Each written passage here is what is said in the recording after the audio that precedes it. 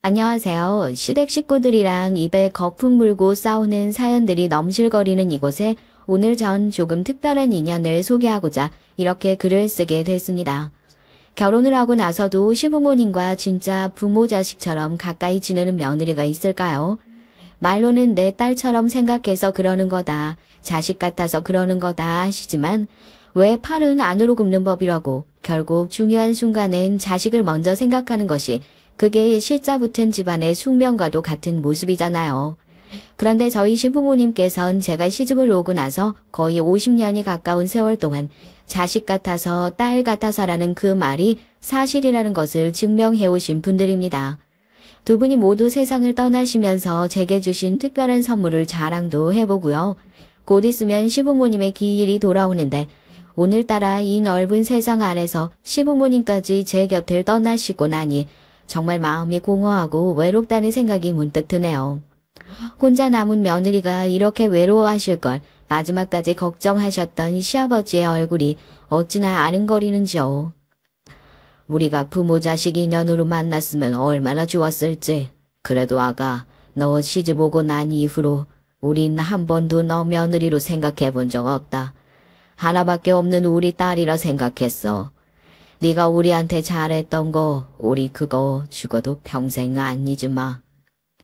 아파서 눈꺼풀 들어 올릴 힘도 없으신 아버님이 제 손 꼭 붙잡고 더듬더듬 얘기하시면서 제 손에 꼭 쥐어주었던 열쇠, 그 열쇠가 결국 시댁에서 절 살아남게 한 탈출구가 될 줄 몰랐습니다. 시부모님께 감사한 마음을 가득 담아 오늘의 사연 한번 시작해 보려고 해요.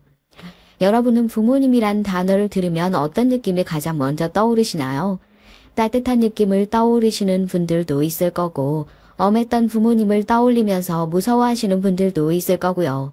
어렸을 때 부모님과 함께했던 소중한 추억 하나만 있어도 그거 가지고 어른이 되어서도 평생 힘을 내어 살아갈 수 있는 그런 인생의 원동력이 될 수 있잖아요. 그래서 그랬나 봅니다. 저는 한 살 한 살 나이를 먹는 게 남들보다 참 힘들었어요. 저한텐 그 인생의 원동력이 되어주실 부모님이라는 존재가 곁에 계시지 않았거든요.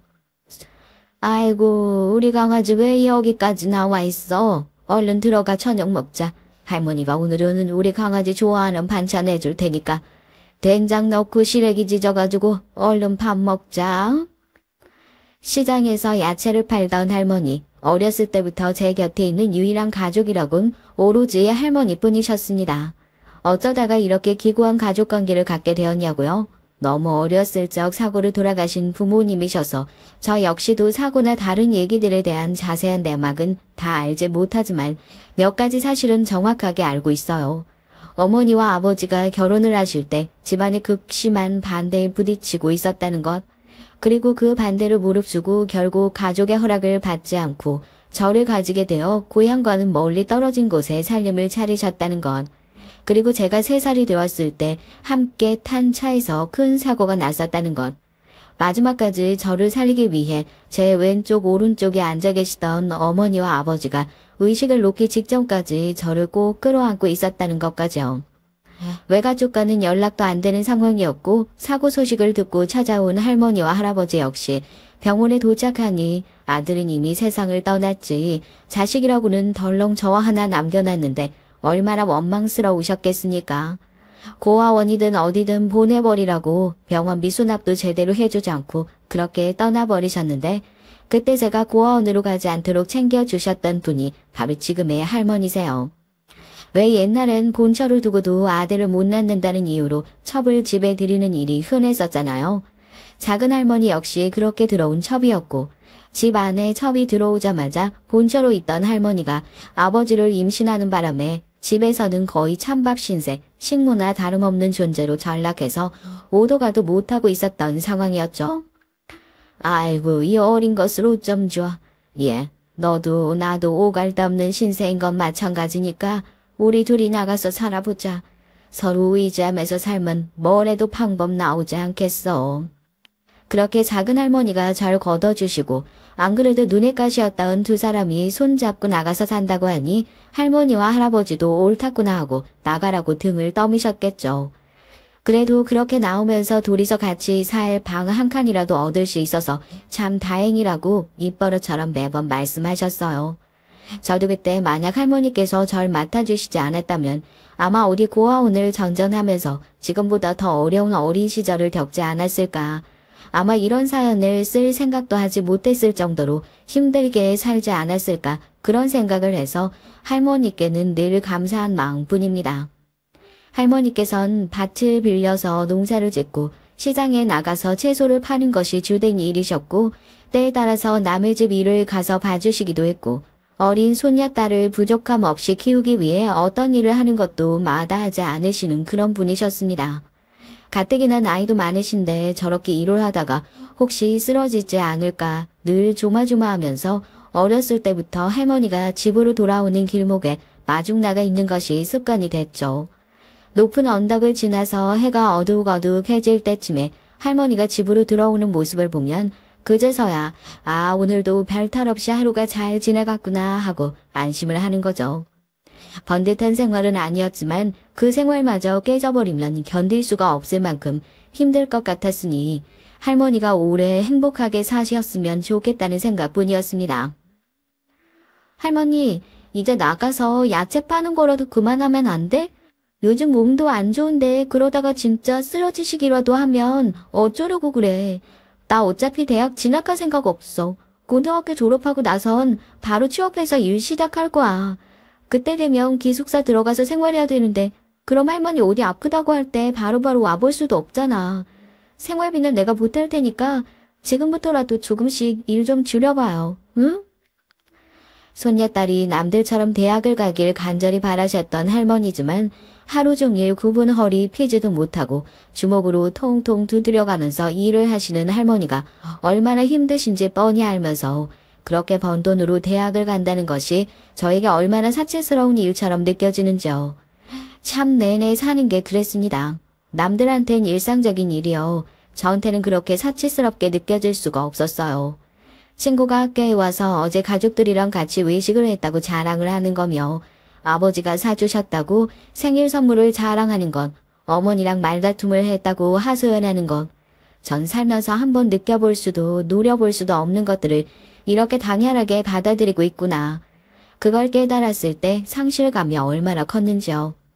할머니는 밖에 나가 열심히 고생하시는데 난 고작 그런 것들을 가지고 남들을 질투하고 시샘한다는 것이 부끄럽게 느껴지기도 했습니다. 그때부터 더 내 속에 있는 감정들을 더 안 꺼내고 살았던 것 같아요. 그런 부끄러운 생각이 들어도 내가 지금 이런 생각을 할 때가 아니다 하고 숨기기에 바빴고요. 할머니가 항상 우리 강아지는 요즘 힘든 거 없나 하고 물어보실 때마다 저도 여느 손녀딸처럼 할머니의 주름진 목을 꼭 끌어안고 난 요즘 이게 힘드네 저게 힘드네 어리광도 부리고 싶고 투정도 부리고 싶었지만 그런 것들을 속으로만 꼭 눌러 삼켰습니다. 사실 공부를 하는 것도 너무 힘들고 얼굴 한번 본 적 없는 부모님에 대한 기억이 나한테도 있었으면 싶고 남들 다 가는 대학교 그거 나도 가고 싶다고 그런 얘기를 어떻게 할머니에게 하겠어요. 들어줄 수도 없고 들어봤자 속만 상하는 소리라며 그냥 나 혼자 상하고 말자 하면서 입으로 꼭 말고 속으로만 삭히고 마는 거죠.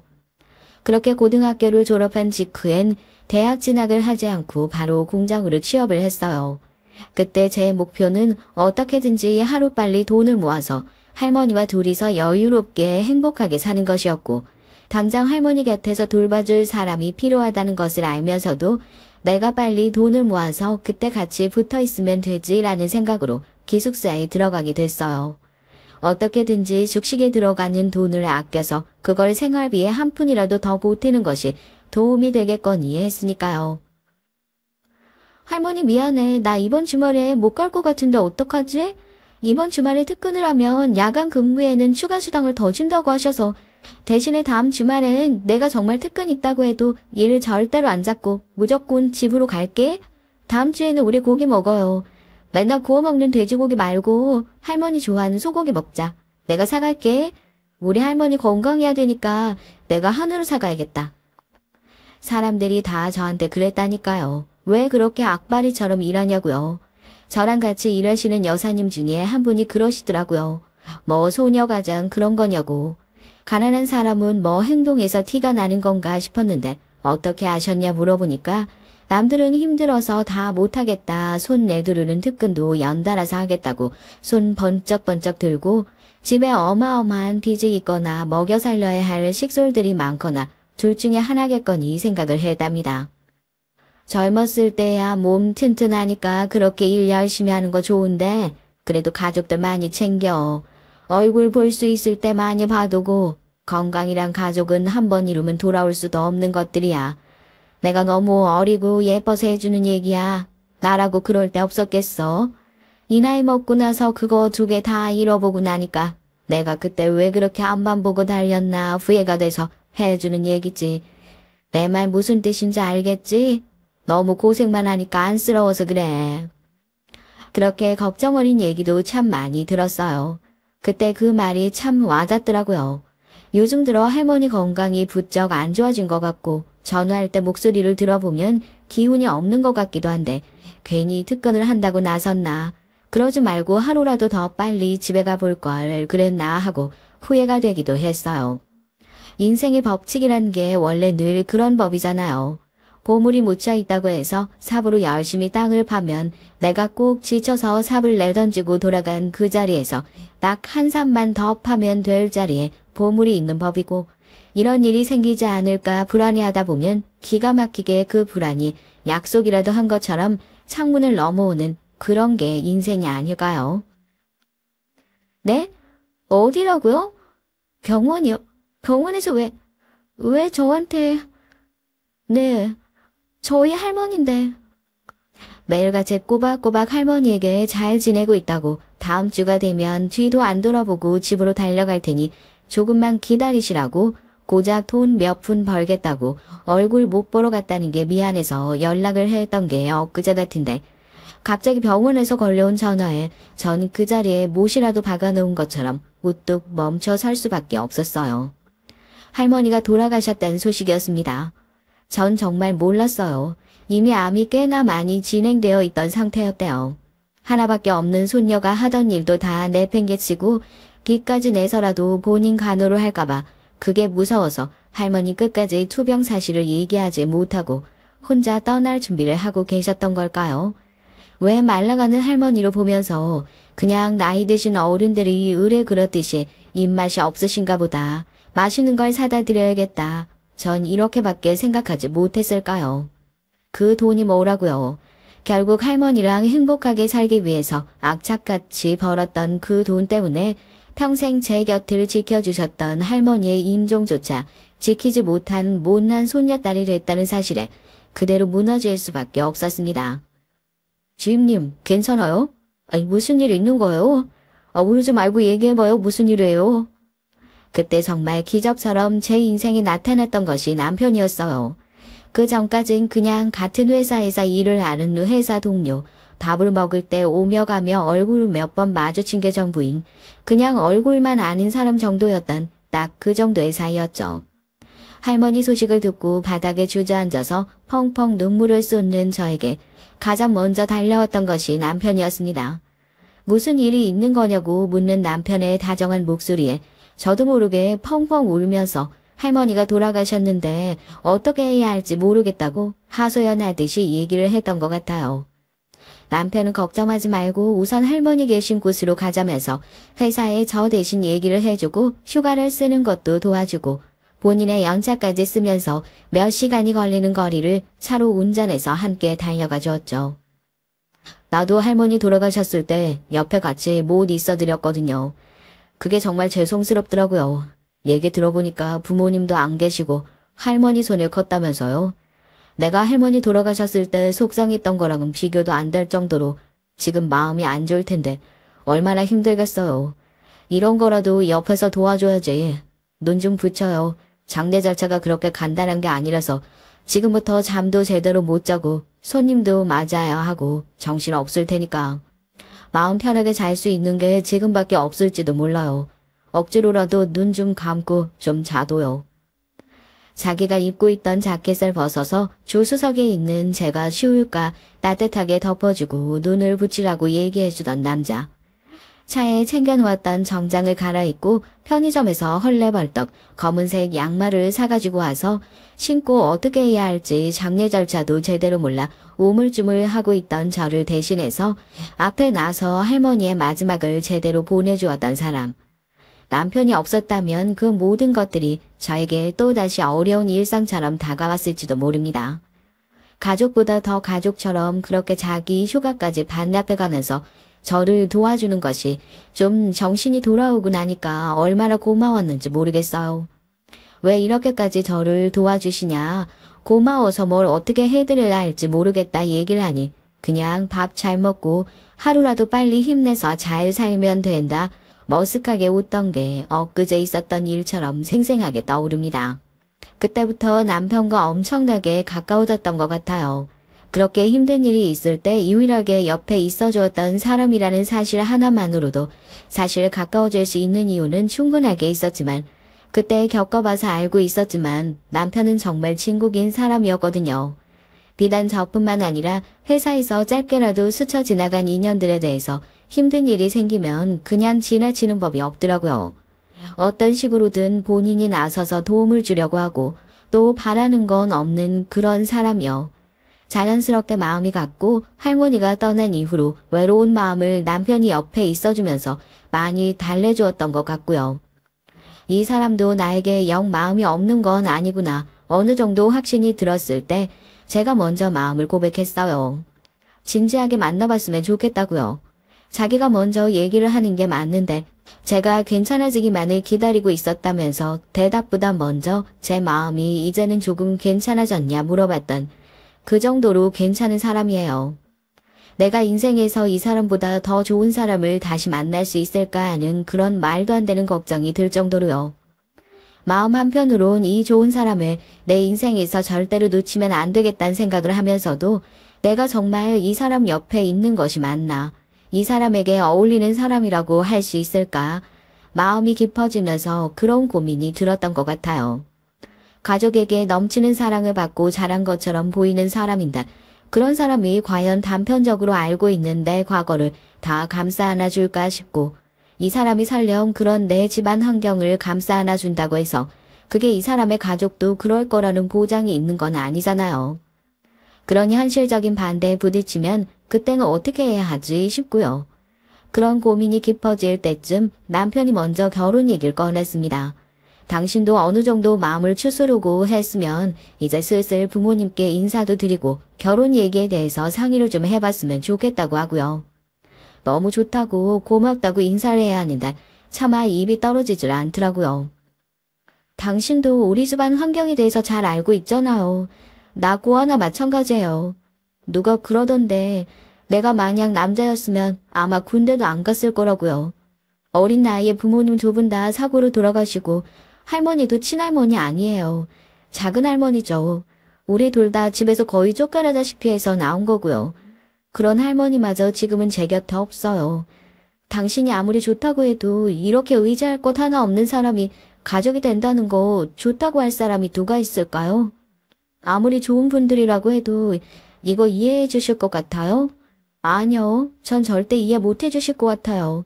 이해 못 해주신다고 해도 할 말 없고요. 남편은 그런 저를 말없이 안아주면서 한참을 제 등을 다독여 줬습니다.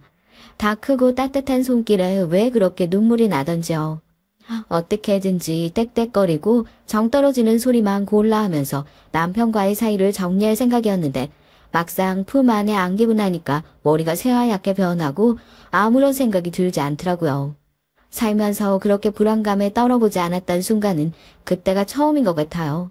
그것도 남의 품속에서 그런 기분을 느끼게 될 줄이야. 우리 부모님 당신만큼 힘들게 살아왔던 분이고 내가 아는 분들은 절대 그런 이유만으로 당신 싫다고 하실 분들도 아니야. 내가 장담할게. 당신이 가족 때문에 외로움 느꼈던 것들 살면서 이제 다시는 같은 이유로 외롭게 만들지 않을게. 약속할게. 오히려 절 안심시키고 설득하는 남편의 말에 그렇게 용기를 내어 결혼 허락을 받기 위해 시댁으로 갔습니다. 시댁으로 인사를 가고 나서야 알겠더라고요. 남편이 한 얘기가 무슨 뜻이었는지, 어떻게 해서 이런 사람이 나왔는지요. 잔뜩 얼어있고 긴장을 한 저를 보시고 어떤 말을 하실까 내심 걱정하고 안절부절 못해하며 인사를 갔었는데 처음 본 저를 보자마자 시부모님께서 하신 행동은 대뜸 제가 손에 들고 있는 짐들을 건네받고 저를 끌어안는 거였으니까요. 얘기 들었어요. 세상이 실제로 보니까 이렇게 작고 어린데 얼마나 힘들었을 거야. 그동안 얼마나 힘들었을 거야. 시어머니는 제 얘기를 들었다면서 마치 본인의 일인 것처럼 눈물을 글썽이셨고 시아버지도 옆에서 저를 다독이시기 바빴습니다. 무슨 이런 집구석에 귀하게 키운 내 아들을 주냐. 듣기 힘든 소리가 금방이라도 쏟아질 거라고 생각했던 것과는 달리 분위기가 어찌나 화기애애했는지 몰라요. 돌 붙여갖고 로봇 같던 아들이 저를 만나서 성격이 많이 밝아졌다. 제 덕분에 아들과 사이가 가까워진 것 같아서 너무 고맙다. 저희 시부모님이 저한테 늘 달고 사시는 소리가 그거였거든요. 고맙다요.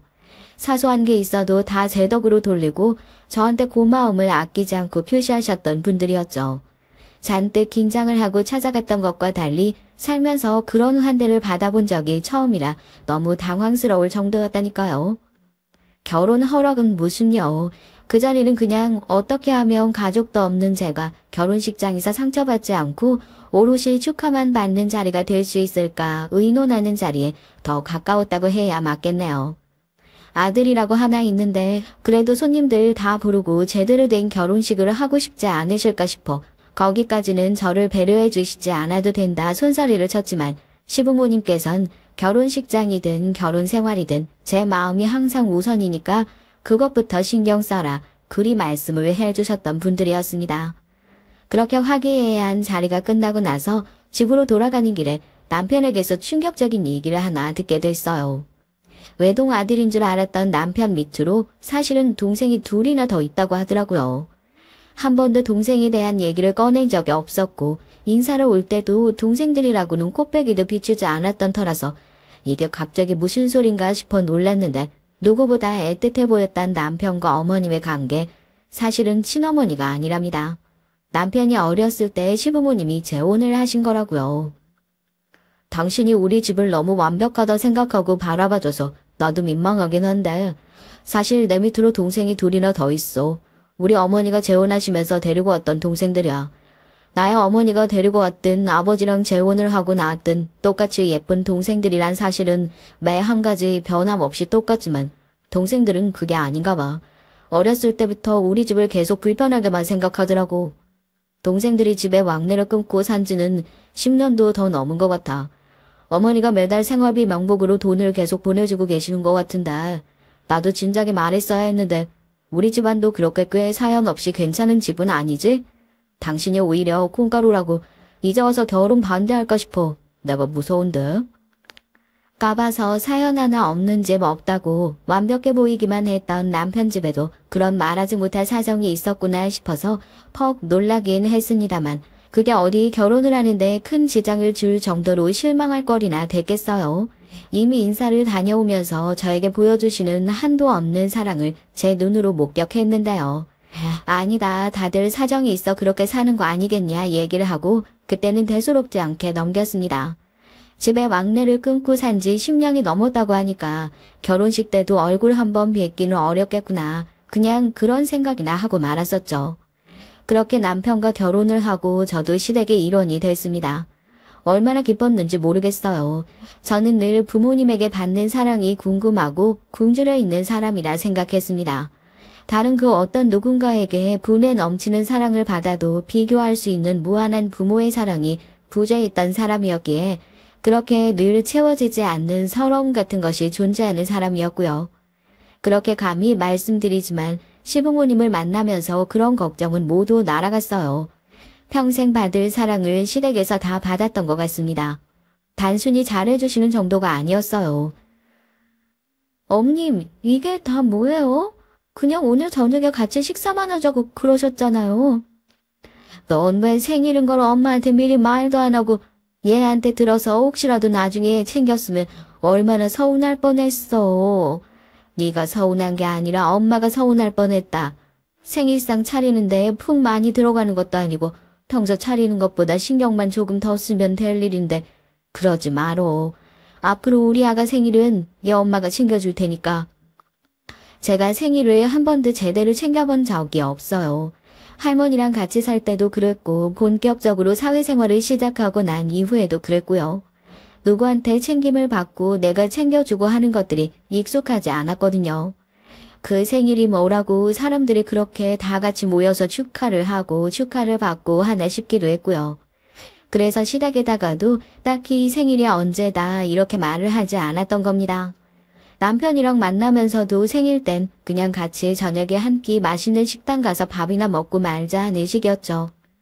그런데 제가 결혼 후에 맞이하는 첫 생일, 시부모님께선 저를 시댁으로 부르셔서 그야말로 상이 부러질 것 같은 진수성찬을 차려주고 왜 미리 말을 하지 않았냐면서 남편한테 얘기를 듣고 알았다고 서운할 뻔했다며 믿지 않게 타박을 하시더라고요. 그래도 결혼하고 나서 처음 맞는 생일이잖아. 당신 항상 생일 조용히 챙기고 지나가야 하는 거 알고 있지만 그래도 가족들이 이렇게 다 같이 모여서 축하해주면 더 좋지 않을까 싶어서 물어보지도 않고 내가 어머니한테 좀 도와달라고 그랬네. 당신 울어. 생일상 앞에 차려두고 시부모님 앞에서 창피한 줄도 모르고 엉엉 울었어요. 너무 감사해서요. 할머니 돌아가시고 난 이후에 전 다시는 따뜻한 가족의 온기 같은 거 못 느끼고 살 줄 알았는데 이렇게 좋은 사람들을 만나기 위해서 난 가족이 빨리 안 생기고 그렇게 돌아왔나 보다. 그런 생각을 하면서 위안을 삼을 수 있었죠. 생일상 앞에 두고 온 가족 눈물바다였네요. 남편이랑 결혼 생활 거의 10년 가까이 했습니다. 애 하나가 없는 이유는 뭐 제 탓이에요. 당연히 아이야 너무 갖고 싶었죠. 결혼을 하고 나서 생활이 많이 안정되기도 했고 주변에 그렇게 좋은 가족들이 있는데 제 가족 갖고 싶다는 생각 왜 안 했겠습니까? 그러나 임신은 노력한다고 되는 영역이 아니더라고요. 열심히 노력은 해봤지만 아이는 번번이 찾아오지 않았고 병원에서 나이나 종합적인 건강 상태 등을 고려해봤을 때 불임 치료는 중단하는 것이 어떠냐는 사형 선고 같은 얘기까지 전해 듣게 됐어요. 애를 가지지 못해서 가장 힘든 건 저 자신이었는데 그 노력을 하면서 저도 가족들한테 이거 보세요. 제가 그래도 이렇게 노력은 하고 있어요 하고 핑계라도 댈 수 있었던 것 같은데 그마저도 사라져버린 기분이더라고요. 그래서 더 우울했던 것 같아요.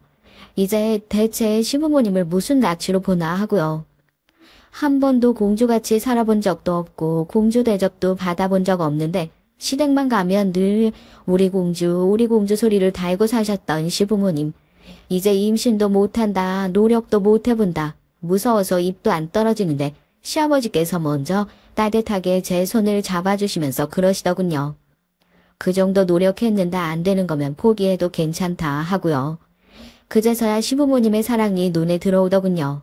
이렇게 매번 병원에 다녀올 때마다 하나밖에 없는 며느리 몸 상하지는 않을까 곰국을 끓여놓는 그의 애틋함이 제 마음 상할까 싶어 누구 하나 편하게 말 꺼내지 못하는 그 따뜻한 마음이요. 매번 시댁에는 그렇게 받기만 했던 사람인 것 같습니다. 남편 역시 애 없는 게 무슨 대수냐. 당신은 나 하나 키우는 것만으로도 힘들지 않냐 하면서 너스레를 떨었고요. 제가 살면서 대체 무슨 복이 있어서 이렇게 좋은 가족들을 만날 수 있었던 건지 매번 신에게 감사하다고 기도만 드렸습니다. 먼저 가신 할머니가 혼자 남은 손녀딸이 걱정되어 이렇게 좋은 식구들을 붙여준 것이 아닌가 싶어 자기 전에 눈을 감고 넌지시 할머니에게 고맙다는 인사를 건네봤던 적도 있었고요. 그런데 그렇게 좋은 사람일수록 일찍 데려간다는 말이 사실인가 봅니다. 부모님 두 분을 모두 차사고로 잃어버린 전 차에 대한 은근한 트라우마가 있어요. 혹시라도 사고로 또 가족을 잃게 되지 않을까. 말도 안 되는 걱정일 수 있지만 늘 그게 무서웠던 것 같아요. 남편이 괜히 먼 거리로 운전해야 할 일이 있으면 그날은 하루 종일 일이 손에 잡히지도 않고 집에서 전전긍긍하고 있었던 날도 많았고요. 무사히 들어온 것을 보고 나서야 겨우 한숨을 돌렸고 똑같은 사고로 가족을 잃고 싶지 않다고 그렇게 생각했는데 운명은 왜 그리도 가혹한지요. 아이고 아가 어쩌면 좋냐. 어쩌면 좋아. 아직도 이렇게 처음껏 창창한데 혼자 놔두고 가버리면 어쩌자고 이 무심한 놈아. 어쩌면 좋아요 정말로. 남편과 함께한 결혼 생활은 더도 말고 덜도 말고 딱 10년이었습니다. 남들은 한 사람이랑 30년, 40년을 어떻게 사냐고 그게 걱정이라고 하던데 전 이 사람이랑 함께 늙어가는 미래를 상상하면서 그렇게 행복해했었는데 이렇게 갑작스럽게 예고도 없이 떠나버리는 건 정말 말이 안 되잖아요. 이러면 제가 너무 억울해버리는 것 같잖아요. 저 혼자 남겨두고 이렇게 가버리면 대체 어쩌자고요. 차 사고였습니다. 정말 팔자란 게 있나 봐요. 소중한 사람들이 벌써 몇 명이나 이렇게 차 사고로 떠나버렸으니까 남편의 사고가 꼭 제 탓인가 싶기도 하더라고요. 나랑 안 만났으면, 나랑 결혼을 안 했으면 그런 남편이 이렇게 끔찍한 사고를 당할 일도 없지 않았을까 하고요.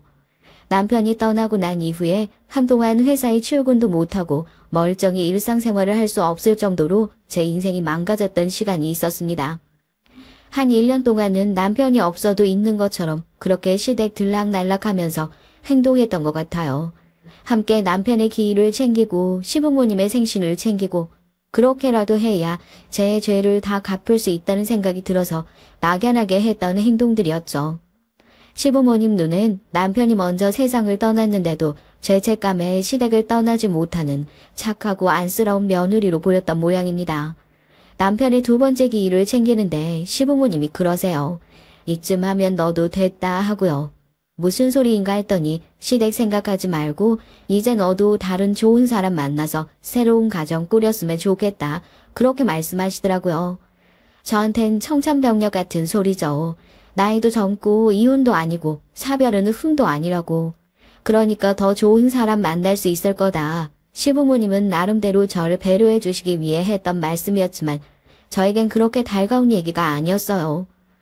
어머님, 아버님, 저 이 사람 떠나 보내놓고 그거 붙들고 있다고 여기 계속 있는 거 아니에요. 어머님, 아버님마저 저한테 나가라고 그러시면 저 이제 진짜 돌아갈 가족이 없어요. 두 분이 지금 저한테 남아있는 유일한 가족인데 제가 어딜 가요. 그러니까 저한테 다시는 나가라는 말씀 하시지 마세요. 저 그냥 여기 있게 해주세요. 그냥 이렇게 살게 좀 해주세요. 시부모님이랑 셋이 서로 끌어안고 펑펑 울었습니다. 저 그냥 여기서 이렇게 가족 흉내 내면서 앞으로도 계속 같이 살게 좀 해달라고 비는 제 모습이 그렇게 안쓰러우셨나 봐요. 네가 우리 가족이 아니면 뭐냐면서 평소에도 우리 딸하고 부르시면서 거의 딸처럼 대해주시긴 했지만 그때부터는 정말로 시부모님과 며느리의 관계가 아니라 부모와 딸의 사이처럼 지냈던 것 같습니다. 제가 먼저 나서서 시댁에 들어와서 살겠다 얘기를 했지만 노인네들 시중 들기 위해서 일부러 들어오는 그런 미련한 짓은 하지 말라고 하도 뜯어 말리시는 통에 집에서 함께 지내진 않았지만요. 이제는 남편이랑 함께한 세월보다 시부모님과 함께 지낸 세월이 몇 배는 더 길어질 만큼 그렇게 정이 쌓였습니다. 40년이에요. 제가 시부모님을 모셨던 세월이요. 말이 좋아 40년이지 그 시간에 좋은 일만 있었겠어요. 당연히 힘든 일도 있었죠. 시부모님 나이 들어가면서 여기저기 아프기 시작하시고 몇 해 전에 시어머니 암 진단 받으시면서 병원에 들어가 누우신 이후로는 남아있는 가족들도 참 힘든 시간 보냈습니다. 저 다니던 직장도 다 관두고 시어머니 병간호하겠다고 남손에 우리 어머니 못 맡긴다고 그렇게 병원에 24시간 상주하면서 어머님 병간호로 했었어요. 이제 살 날도 얼마 안 남았다고 그러는데 뭐하러 여기 매일같이 와서 사서 고생해. 너도 이제 나 떠나보낼 연습을 슬슬 해야지. 나는 괜찮은데 나 떠나고 나면 너희 아버지 좀 잘 좀 챙겨드려라. 평생 뭐 일만 하고 자기 손으로 해본 적이 없는 사람이라 나 가고 나면 너희 아버지 굶어 죽을까 싶어 그게 제일 걱정이다. 그리고 우리 승민이 혹시라도 연락 닿으면 괜히 나 아프다는 소리 말고 그냥 잘 지내는지만 봐다오. 어머님 그런 말씀 마세요. 제가 어머님 좋자고 매일 병원 와서 붙어있는 줄 아세요? 제가 그렇게 착한 며느리인 줄 아세요? 다 저 마음 편하자고 이러고 있는 거예요. 병간호도 제대로 못했는데 어느 날 훌쩍 가버리시면 제 마음에 응어리 남을까봐 그래서 그러는 거예요. 몇 번을 그랬었는데요. 이제 똑같이 바보 같은 짓은 절대 안 해요. 아버님은 걱정 마세요. 어머님보다 제가 몇 배는 더 잘 챙겨드릴게요. 그런 걱정하시지 말고 지금은 어떻게든 조금이라도 더 나아질 생각만 하세요. 아셨죠? 아파서 병실에 누워있는 시어머니 입에서 처음으로 아가씨와 서방님의 이름을 듣게 됐습니다. 어머님이 두 분을 찾으셨을 때 속으로 그랬거든요. 자기 형 장례식에도 코빼기조차 비추지 않았던 파렴치한들인데 그 인간들이 어머님 아프다고 와보기나 하겠냐고요. 그 소리가 목구멍으로 튀어나올 것 같았지만 꼭 참았습니다. 왜 남편에게 배다른 동생이 둘이나 있다고 했었잖아요. 결혼 생활하면서 얼굴 한번 제대로 본 적이 없었지만 그래도 식구니까 큰일이 있을 때 한 번은 보지 않을까 했었는데 남편 장례식에서조차 와보지 않는 모습을 보고 그 사람들은 이제 이 집 식구이길 포기한 거구나 그리 생각을 했었어요. 그래도 어머님은 자기 배 아파 낳은 자식이니 삶의 끝자락에서 당연히 자식들이 보고 싶으셨겠죠. 이해 못할 일은 아니었습니다. 평생 그렇게 외사랑을 해야 하는 어머니의 처지가 안쓰럽게 느껴지긴 했지만요. 어머님이 암 판정 받았을 당시 예후가 그렇게 좋지 않았던 상황이었고 가족들 어느 정도 다 예상했던 상황이기도 했지만 투병 생활을 그렇게 길게 하시지 못하시고 결국 세상을 뜨셨어요. 저도 참 세월이란 게 무섭더라고요. 젊었을 땐 주변에 있는 사람 한 명 한 명 떠날 때마다 가슴을 난도질하는 것처럼 속이 상하고 미어지는 것 같았는데 이미 찢길 대로 찢겨서 너덜해진 건지 아니면 오랜 세월을 거치면서 워낙 험한 일들을 많이 당하면서 저 역시도 단단해진 건지 뭐가 됐던 건진 몰라도 예전보다는 조금 더 단단히 남은 가족의 곁을 지킬 수 있었습니다. 아버님이 걱정이었죠. 평생 어머니밖에 모르고 사시던 분이었고 이제 식구라고는 아버님이랑 저랑 달랑 둘밖에 남아있지 않았으니까 이제는 슬슬 아버님 건강도 생각하고 이것저것 생각을 했을 때 집으로 모셔서 내가 돌봐야겠다 그렇게 생각했습니다. 생각지도 못했던 불청객이 나타나기 전까진 말이에요. 결혼했단 얘긴 들었는데 얼굴은 처음 보네요. 반가워요. 어머님의 장례식장에 뜬금없이 찾아온 시누이와 시동생이었습니다. 아버님께서도 얼굴을 보는 건 거의 몇십 년 만이라 하시더군요. 남편 장례식 때도 안 왔던 사람들이었는데 그래도 자기 어머니 돌아가셨으니까 빈소를 지키러 오긴 오는구나. 인성이 바닥이 난 사람들인 줄 알았는데 그렇게 파렴치한은 아니구나. 처음에 그렇게 생각했어요. 아버지 이제 혼자 됐으니까 저희가 모시려고요.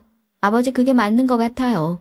며느리라고 해봤자 피 한 방울 안 섞인 남남이고 하긴 뭐 그렇게 따지면 저희도 피 한 방울 안 섞인 남남이나 다름없긴 한데 그래도 밖에서 사람들이 볼 때 모양새가 남편 죽어서 없는 며느리가 혼자 남아서 시아버지 부양하고 있는 것보다 자식들이 들어와서 아버지 부양하고 있는 게 훨씬 더 낫지 않겠어요? 새언니, 참 오빠도 죽었는데 새언니란 호칭도 그렇긴 한데 저희 말 무슨 뜻인지 알겠죠? 앞으로 아버진 저희가 모실 테니까 신경 끄시라고요. 처음엔 황당하더라고요. 그동안 제가 어머님을 모셨던 세월은요. 아버님과 가족같이 지냈던 세월은요. 자식이라는 이유로 나타나서 제가 함께했던 그 모든 세월을 부정해버리고 지워버리는 느낌이 들었습니다. 정작 집에서 부모님이 필요할 때 코빼기도 내비추지 않았던 자식이 말이에요. 아버님도 혼자 살았으면 살았지 너네 봉양 안 바란다고 극구 반대했지만 시누이와 시동생은 거의 막무가내로 밀고 아버님 집으로 들어갔습니다. 이게 다 계획된 일이라는 것 저희는 내동 모르고 있었어요. 그땐 그냥 부모님을 뺏긴 것 같은 기분이었죠. 제 남편 제사상에 어머님 제사상에 밥 한 그릇 떠서 올려보지도 않았던 사람들이 갑자기 나타나서 왜 가족 행사를 하나 했는데 어머니가 떠나신 이후에 아버지 건강이 급격히 안 좋아지시고 병원에 입원하고 나서야 뒤늦게 그 이유를 알았습니다. 바로 유산 때문이었죠. 어머니가 돌아가셨다는 소식에 부랴부랴 자기들한테 떨어질 유산을 계산해보고 아버지가 돌아가시고 나면 자연스럽게 저희 남편도 없겠다. 호적에 올라가 있는 본인들 차지가 될 것이라고 생각을 했나 봅니다. 제가 그걸 어떻게 알았냐고요? 아버님이 병원으로 쓰러지셔서 병원에 실려가셨다는 소식을 듣자마자 깜짝 놀라 병원으로 달려갔지만 가족 외에 출입이 불가능하다는 병원에서도 최대한 방문자랑 접촉을 피하라고 했다면서 저를 가족이 아닌 방문자 취급을 하는 두 남매의 태도 때문이었습니다. 여태까지 시아버지를 옆에서 모셨던 건 저였는데 기가 막혔죠. 넌 그래봤자 며느리지 않냐 하고 선을 긋는 것 같아서요. 아가씨, 서방님, 이런 말씀까진 안 드리려고 했는데 아버님 모셨어도 제가 더 오래 모셨어요. 누가 더 오래 모셨나 이 자리에서 따져 묻고 잘잘못 따지자는 게 아니라 최소한 사람으로서 양심이 있다면 병문안 가려는 사람 앞을 이렇게 막아서면 안 되는 거 아니에요? 처음으로 살면서 누군가에게 그렇게 크게 화를 내봤네요. 아가씨랑 서방님이 이렇게 막아서면 내가 진짜 사람 불러서라도 이거 뚫고 들어갈 거다 하고 눈에 쌍심지를 켜니까 허튼 소리 하지 말고 적당히 얼굴이나 보고 돌아가라면서 으름장을 놓더군요. 그렇게 아버님을 뵈러 들어갔습니다. 안 본 사이에 살이 얼마나 내렸는지 병원 침대에 누워있는 모습만 봐도 눈물이 왈칵하고 솟아오르는 것 같더라고요. 아이고 우리 딸, 다른 건 다 괜찮은데 우리 딸 놓고 갈 생각에 내가 편히 눈을 못 감겠다.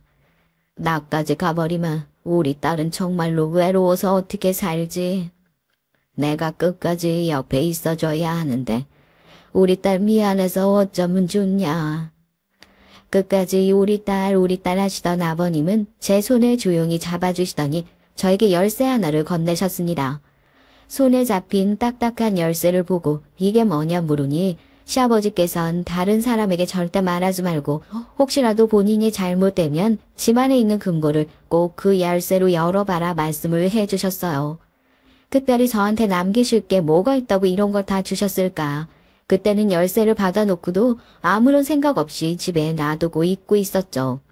아버님께서 투병 생활을 하시는 1년 6개월 동안 제가 아버님 병문안에 가서 얼굴을 볼 수 있었던 횟수를 한 손으로 꼽을 수 있을 정도입니다. 시누이와 시동생은 5만 가지 핑계를 대면서 지금은 몸이 불편하셔서 안 된다. 직계 가족 외에는 병문안이 안 된다고만 한다. 같은 말도 안 되는 소리를 하면서 제가 아버지와 만나는 것을 최대한 막는 눈치였습니다.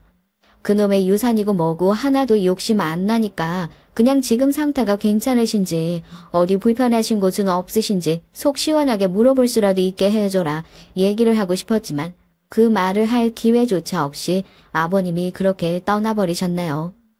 어머님 가실 땐 그래도 옆에서 임종까지 지킬 수나 있어서 마음속에 한이 안 남았는데 아버님 가실 땐 어떻게든 저를 가족이라는 구성원 내에서 퍼내버리고 싶어하는 사람들과 함께 있다 보니 애틋한 마음만 더 커져 있던 상황이었습니다. 아버님 장례식장에서 바닥을 치면서 목 놓아 우는 저를 보고 다들 안타까운 마음에 혀를 끌끌 차셨죠. 아이고 저 집 며느리 40년 가까이 모셨는데 자식이라고 어디서 뭘 하고 있다 이제 와가지고는 이 임종도 못 지키게 했던 모양이야. 아 왜 알잖아 며느리를 딸처럼 그렇게 예뻐했다고. 그러니까 속이 안 상하고 배기겠냐고. 아유 나 같아도 저렇게 한이 서리지 한이 서려. 주변 사람들도 다 아는 거 시누이랑 시동생만 모르고 있는 것 같더군요. 두 사람은 아버님이 세상을 떠나시고 난 뒤에 본격적으로 본색을 드러내는 듯 했습니다. 장례가 끝나자마자 저는 본가에 들어가서 아버님이 생전에 사용하시던 물건들, 저한테 당부하셨던 것들, 아끼는 것들을 정리하겠다고 얘기를 했고 시누이는 펄쩍 뛰면서 이제 우리 집이랑 인연도 끊긴 사람이 왜 함부로 우리 집에 들어오려고 하냐 길길이 날뛰면서 화를 내더라고요. 아버님께서 저한테 생전에 부탁하신 것도 있고 집에 가서 정리할 것도 있다는데 뭘 그러세요? 제가 그 집에서 뭐라도 가져갈까봐 그래요? 그게 정 불안하며 같이 가서 보면 되겠네요. 내가 왜 이 집 식구가 아니에요? 남편이랑 사별했다고 해서 며느리가 며느리 아닌 게 돼요? 어머님 임종 지켰던 것도 나고 아버님 여태 모셨던 것도 나예요. 거봐 내가 뭘 했어. 여자 아버지 돌아가시고 나니까 이제 어서 본색 드러내네. 아무리 그래봤자 며느리한테 돌아갈 수 있는 재산 한 푼도 없으니까 꿈도 꾸지 마. 노인네 뭐나 제대로 남겨놓고 갔을라가 모르겠네. 결국 그게 목적이었던 거야?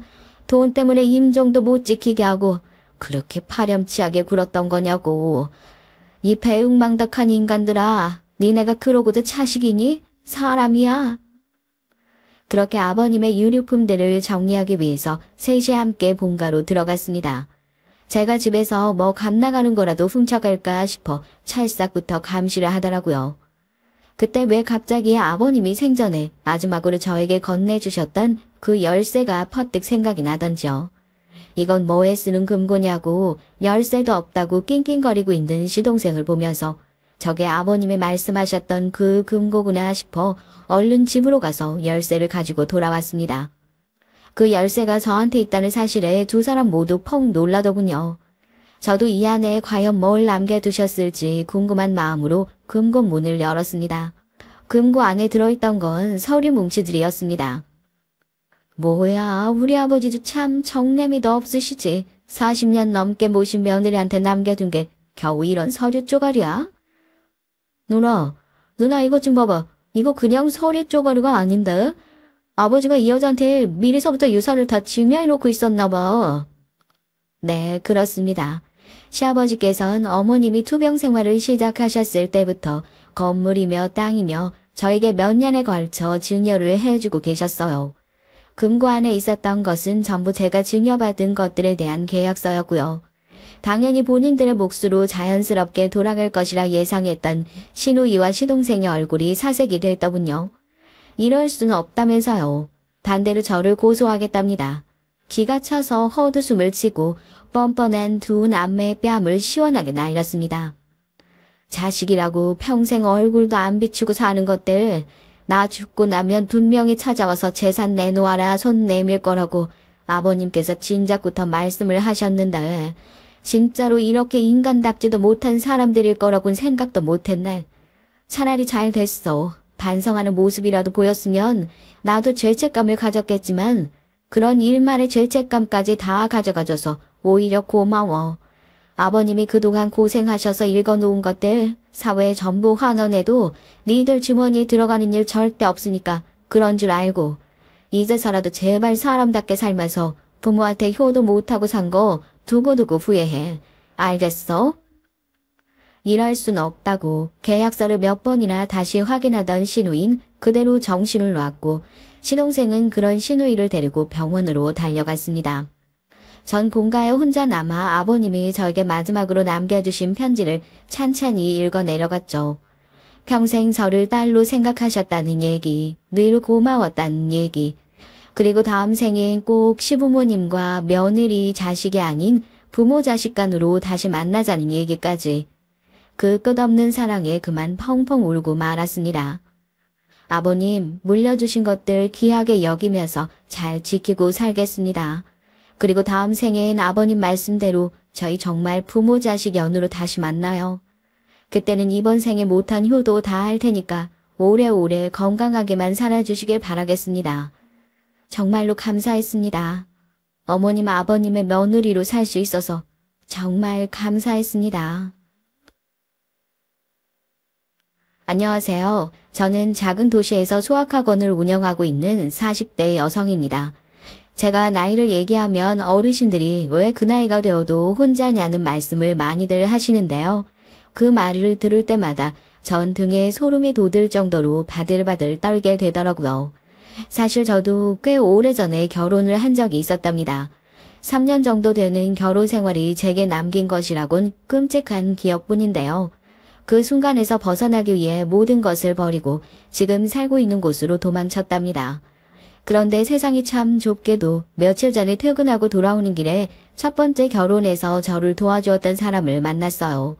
상대방이 먼저 알아보고 조심스럽게 다가와서 말을 걸더라고요. 얼마나 반갑던지. 전 길거리 한가운데에서 말없이 그분을 꽉 껴안았죠. 그냥 헤어지기 아쉬워서 근처 카페에서 세상 사는 얘기를 한참 나누었는데 헤어지는 길에 그분이 그러시더라고요. 살아있어줘서 다행이라고 말이죠. 그렇게 시간을 보내고 나니 그동안 악몽 같은 순간들이 떠올라 오늘 몇 자 적어보려고 합니다. 결혼 전에 저에겐 꽤 오래 사귄 남자친구가 있었어요. 20살 대학교에서 처음 만난 것이 인연이 되어 10년 연애를 했죠. 당시 남자친구는 사법고시 준비를 하고 있었어요. 이쯤 되면 많은 분들이 눈치를 채실 수도 있겠네요. 제가 영화나 드라마에서 종종 나오는 사람들처럼 그 남자의 고시 뒷바라지를 열심히 했고 남자가 사법고시에 떡하니 붙고 나서 아주 대차게 차였답니다. 10년이란 시간 동안 일찍 돌아가신 어머니 대신이라 생각하면서 남자친구 가족들에게도 거의 며느리 소리 들어가며 함께 보냈는데 막상 사법고시를 합격하고 나니까 그분들 태도가 싹 바뀌더라고요. 하루가 멀다 하고 집으로 부르셨던 분들이 이제는 제가 나타나는 것만으로도 불쾌하다는 얼굴을 하시고요. 결국 전 10년 연애사를 마치고 다시 솔로로 돌아왔죠. 시간이 길었던 만큼 추억도 많이 남았고 그 때문에 이별을 참 많이도 힘들어했습니다. 제일 크게 느낀 것이 허전함이었어요. 그런 저를 곁에서 챙겨주었던 사람이 바로 전 남편이었습니다. 같은 직장에서 근무하고 있던 동료 선생님이었던 전 남편은 제가 남자친구와 잘 만나고 있을 때에도 제게 호감을 표현하는 사람이었어요. 제가 몇 번이나 거절을 했지만 포기가 잘 되지 않는다고 하면서 주변을 맴돌았죠. 학원을 옮긴 뒤에도 자주 연락을 해왔는데 남자친구와 헤어지고 나서 더 적극적으로 다가와 줬고요. 학원 마치는 시간에 맞춰서 데리러 온다거나 자신도 시험 기간에 신경 쓸 일들로 머리가 아플 텐데 제 기분 풀어주겠다고 주말에 근교로 드라이브를 나가자고 권해주기도 하고요. 사실 당시엔 싫지 않았습니다. 주는 것에 익숙하던 제게 뭐든 주고 싶어하는 남자의 등장은 혹할 정도로 매력적이었거든요. 그런 전 남편에게 단점이 있다면 집착이 강하다는 것이었어요.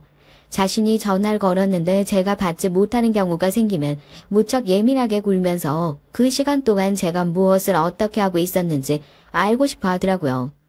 전 남편과 함께 가는 것이 아니라면 제가 어디서 누구를 만났는지 다 알아야만 하는 사람처럼 굴었어요. 물론 처음엔 그런 것들이 너무 부담스럽고 힘겨웠죠. 감시당하는 기분이 들었다고나 할까요? 다니던 학원이 전국 체인점이 있을 정도로 대형 학원이라 종종 연수 프로그램이 있어서 참가해야 했었는데요. 그때마다 전 남편을 설득하는 것이 너무 힘들었답니다. 원장님께서 수학과 쌤들은 다 함께 다녀오라고 하셔서 어쩔 수 없었어. 이게 본사에서 진행하는 교육이라서 1박 2일로 다녀와야 한다고. 수학쌤들이라고 하면 전부 다? 아니 무슨 본사 교육을 1박 2일로 받는다는 거야. 프로그램을 이수해야 하는 것이 있어서 이번 기회에 되도록 모든 쌤들이 다 받고 오라고 하셔서 김쌤이랑 이쌤도 함께 가니까 너무 걱정하지 마. 되도록이면 안 가도 되잖아. 그 프로그램 다 써야 하는 것도 아닌데 자긴 고등부니까 그 프로그램 필요 없잖아. 전 남편은 어떻게든 이유를 붙여서라도 저를 막아서려 했고 제가 끝까지 가야 한다고 말하면 가는 전날까지도 불퉁한 얼굴로 계속해서 말리더라고요. 몇 번은 그런 전 남편의 설득에 넘어가서 연수에 빠지기도 했습니다. 원장님께는 저를 이해한다고 하시면서도 그것이 쌓이기 시작하니 나중엔 더 이상은 안 된다고 결정을 확실히 하라고 하셨죠. 그래서 한 번은 전 남편이 어떻게 나오든지 무조건 가야겠다 싶어서 다 무시하고 연수를 간 적도 있어요. 그런데 무슨 일이 있었는지 아세요? 그 연수가 열리는 호텔에 전 남편이 나타났답니다. 휴가를 썼다고 하면서 제가 연수 받는 시간 동안 본사 건물 주변에 계속 있더라고요. 동료들 눈치가 보일 정도였죠. 우리 이제 확실하게 얘기 좀 해. 아니 뭐 때문에 이렇게까지 하는 거야? 연수 받는 장소까지 따라와서 뭐 어쩌자는 건데. 난 그저 자기가 걱정이 돼서 그러지. 하쌤이 자기를 쳐다보는 눈빛이 이상하잖아. 그리고 최쌤도 그렇고. 아니 애인 있는 사람을 왜 자꾸 주말에 불러내는 거야? 당신도 같은 일 하면서 주말에 보충 있는 것 정도는 알고 있잖아. 그 때문에 나간 거 왜 가지고 불러내다니. 그리고 하쌤? 하쌤 약혼자가 영어과 쌤이야. 무슨 그런 소리를 해. 그건 자기가 몰라서 그래. 자기를 바라보는 눈빛이. 정말 이렇게 할 거야? 정도껏 좀 해. 전 그 때문에 남편과 크게 싸우기까지 했어요. 소리까지 높여가며 화를 내면서 이럴 거면 헤어지자고까지 말이 나왔죠. 당시 그런 말을 할 땐 진심이었습니다. 정말 전 남편을 다시는 보고 싶지 않았거든요. 하지만 다음날 꽃다발을 사들고 와서는 다시는 그렇게 하지 않겠다고 싹싹 비며 용서해달라고 하는 모습을 보니까 마음이 약해지더라고요. 그렇게 화를 낼 땐 2번 다시 보고 싶지 않았는데 화가 좀 가라앉고 나니 이런 일로 헤어지는 건 좀 아니지 않나 싶은 생각이 있었거든요. 그래서 전 남편에게 2번 다시 이런 일을 만들지 않겠다는 확답을 받고 나서야 화해를 했죠. 이때 낌새를 눈치채고 바로 헤어졌어야 했는데 말이죠. 제가 그걸 못해서 지옥에서 살았고 겨우 탈출할 수 있었답니다. 결혼 초반만 하더라도 전 남편은 저와의 약속을 잘 지켜줬습니다. 물론 한 번씩 집착 증세를 보이기도 했지만 그것도 잠깐이었죠. 그래서 전 남편이 그런 계획을 세울 것이라곤 조금도 생각하지 못했어요. 하루는 시댁에서 전화가 왔어요. 시부모님은 없으셨고 전 남편을 자식처럼 키워주셨던 할아버님은 계셨거든요. 친척관계도 아니라고 하는데 어릴 때 전 남편의 보호자 역할을 하셨다고 하더라고요. 그래서 전 남편에게 중요한 사람이니 저 역시 시할아버님이라 생각하고 깍듯하게 대했죠. 그런데 그런 시할아버님께서 위독하시다고 하더라고요. 전 남편과 전 헐레벌떡 시골로 내려갔습니다. 그런데 막상 내려가니 시할아버님께서는 거동이 약간 불편하신 걸 제외하고는 제가 평소에 봐왔던 모습과 전혀 다른 것이 없더라고요. 하지만 전 남편은 나이가 있으시니 언제 달라질지 모른다고 하면서 시할아버님 곁에 있어야 한다고 했죠. 전 그런 전 남편의 마음을 충분히 이해했고 공감했기에 전 남편과 함께 머물렀고요. 그런데 시할아버님을 모시는 날이 점점 길어질수록 전 초조하기 시작했습니다. 학원에다가 일주일 휴가를 겨우 부탁해서 받았긴 하지만 더 이상 무리였어요. 학원 일을 해보신 분들은 아시겠지만 휴가를 길게 얻는 것도 힘든 곳이었거든요. 학부모님들도 선생님이 길게 자리를 비우는 것을 이해 못하시기도 하고요. 그래서 사유제 되는 날 전 남편에게 이만 올라가자고 말을 했어요. 그런데 그 말을 하는 순간 전 남편의 얼굴이 확 바뀌더라고요. 제가 단 한 번도 본 적 없는 얼굴이었죠. 지금 몸도 불편하신 할아버지를 두고 가잔 말이야? 딱히 편찮으신 것도 없고 생활하시기에 불편한 점이 있다면 간병인을 구하든 그것이 불안하면 우리가 모시고 올라가면 되잖아. 꼭 여기가 아니어도 되고. 사실 병원 인프라를 보면 모시고 가는 쪽에 할아버님께 도움이 될 것이 분명한데 왜 우리가 여기 있어야 한다는 거야? 당신 어떻게 그렇게 말을 할 수가 있어? 친구분들도 다 여기 계시는데 할아버지께서 우리랑 같이 올라가시는 일이 쉬울 것 같아? 학원에선 언제 올라오냐고 자꾸 전화 오지. 학부모님들은 학원을 옮기시는 거냐고 물어보시지. 나도 일이 있는 널 이렇게 무작정 있을 순 없잖아. 전 남편에게 솔직히 지금의 상황을 얘기하고 방안을 찾아보자는 얘기를 했죠. 하지만 전 남편은 귀를 닫고 있는 것인지 제 말이 하나도 들리지 않는 것처럼 굴더라고요. 시할아버님을 버리고 가는 못된 손녀 며느리 프레임을 제게 씌우곤 어떻게 그럴 수 있냐고 몰아가기 시작했어요. 전 최대한 침착하게 대응하려고 했지만 막무가내로 나오는 전 남편에겐 전혀 통하지 않았죠. 그래서 결국 먼저 올라가겠다고 말했더니 전 남편이 벌떡 일어나서 제 손에 들고 있던 핸드폰을 빼앗아서는 벽으로 던져버리는 것이 아니겠습니까? 그 순간 제가 얼마나 놀랐는지 직접 겪어보신 분들이 아니라면 상상도 못하실 거예요. 예전에 가부장적인 가정에서 밥상을 엎어버렸다는 얘기를 들은 적이 있긴 했지만 실제로 자기 기분에 물건을 던지는 사람을 직접적으로 만난 적이 없어서 제게는 숨이 턱 막힐 정도로 충격이고 공포였어요. 말이 나오질 않더군요. 전 남편은 핸드폰을 던진 것으론 분이 풀리지 않는지 바닥에 떨어진 핸드폰을 발로 밟으면서 마치 괴물 같은 소리를 냈죠. 으르렁 같기도 하고 고함 같기도 했죠. 그 소리가 제겐 더 공포로 다가왔답니다. 한동안 전 자리에서 한 발자국도 움직이지를 못하고 멍하니 전 남편의 행태를 보고 있을 수밖에 없었어요. 그렇게 날뛰던 전 남편은 헝클어진 머리를 정리하며 할아버지께서 괜찮아지실 때까지 이곳에 있을 것이라고 말하곤 나가버렸습니다. 전 남편이 나가고 나서야 전 더 이상 후들거리는 다리로 서 있지 못하고 그대로 바닥에 주저앉았어요. 10분도 채 되지 않는 시간이었지만 제게는 10시간 정도 되는 것 같은 기분이었죠. 전 떨리는 손으로 핸드폰을 들었지만 이미 형체를 알아볼 수 없을 정도로 망가진 핸드폰은 더 이상 기능을 하지 못했습니다. 제가 더 충격적이었던 건 전 남편의 태도였어요. 전 무서워 죽을 것 같은데 전 남편은 그런 자신의 행동을 기억도 못하는 사람처럼 제게 평소와 다름없이 행동했죠. 전 남편이 제 몸에 닿는 것만으로도 무서워서 온 몸이 바들바들 떨렸지만 전 남편은 그런 저의 모습은 안중에도 없어 보였습니다. 그렇게 일주일의 시간이 흘렀어요. 전 남편은 제가 밖으로 외출이라도 할 것 같으면 어디로 가느냐고 함께 가자고 따라다녔죠. 물론 새 핸드폰을 사러 나간다는 말을 해도 되겠지만 전 그 말을 내뱉으면 안 될 것 같다는 생각이 강하게 들었습니다. 그래서 전 남편의 눈치만 보고 있었죠. 그날은 시할아버지의 병원 검진이 있는 날이었어요. 평소라면 전 남편이 모시고 갈 텐데 그날따라 자신이 다녀올 곳이 있으니 저더러 모시고 다녀오라고 하더군요. 전 시할아버님과 함께 병원에 갔다가 근처 대리점으로 가선 바로 새 핸드폰을 개통했어요. 이전에 쓰던 번호와는 아예 다른 것으로 말이죠. 그리고는 학원 번호를 검색해서 연락을 했죠. 원장님께선 걱정스러운 목소리로 아픈 곳은 괜찮냐고 묻더군요. 전 이게 무슨 소린가 당황스러워서 제대로 대답을 못했습니다. 남편이 와서는 자기 건강이 너무 나빠져서 시골에 내려가 요양을 좀 해야 된다고 방금 왔다 갔어. 자기 좀 다 챙겨서 말이야. 내가 지난주 자기 아프다는 소리 듣고 얼마나 놀랐는지 알아? 아프면 말을 했어야지. 난 그것도 모르고 휴가를 너무 길게 쓰는 거 아니냐고 괜히 눈치 줬잖아. 미안해.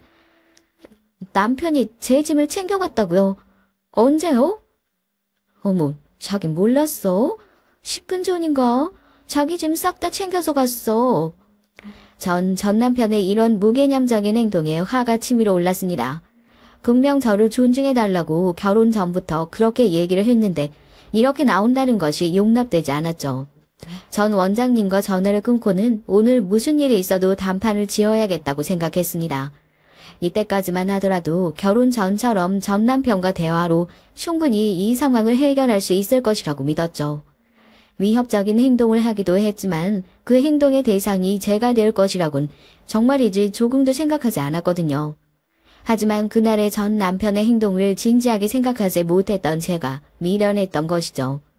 저녁이 돼서야 전 남편이 집으로 돌아왔습니다. 전 당연히 제가 쓰던 물건들을 가져갔다기에 들고 온 줄 알았는데 빈손이더라고요. 전 어디를 다녀오냐고 물었지만 전 남편은 시할아버님을 모실 만한 병원을 알아보고 왔다고 하더군요. 그게 다냐고 물었지만 몇 군데나 돌았지만 막상 마음에 드는 곳이 없어서 고민이라는 엉뚱한 말만 하더라고요. 전 바로 벌떡 일어나 전 남편을 바라보며 학원 얘기를 꺼냈습니다. 내가 아파서 학원을 그만둔다니? 그런 얘긴 도대체 왜 하고 다니는 거야? 내가 아프다고? 어딜? 내가 어딜 아파서 학원을 그만두는데. 학원에 전화라도 걸었어? 핸드폰도 없는데 무슨 수로? 설마 개통을 한 건가? 여보, 그게 중요한 게 아니잖아. 어떻게 나한테 한마디 말도 없이 내가 다니는 학원을 가서 퇴사 통보를 할 수 있어. 내가 당신한테 그렇게 해도 괜찮아?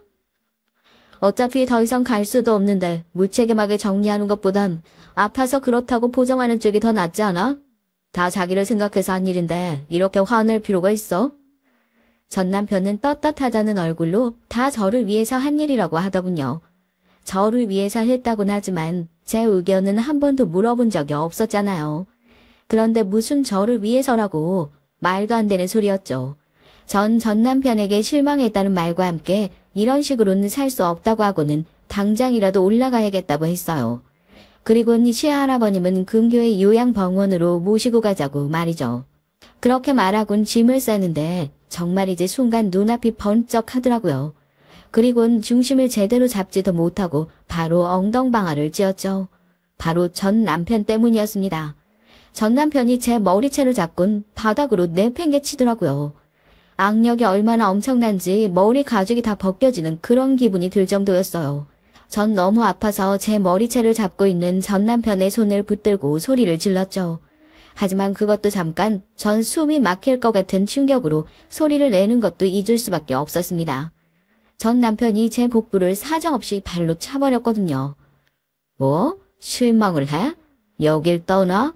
누구 맘대로 누구 허락도 없이 나간다는 소리야?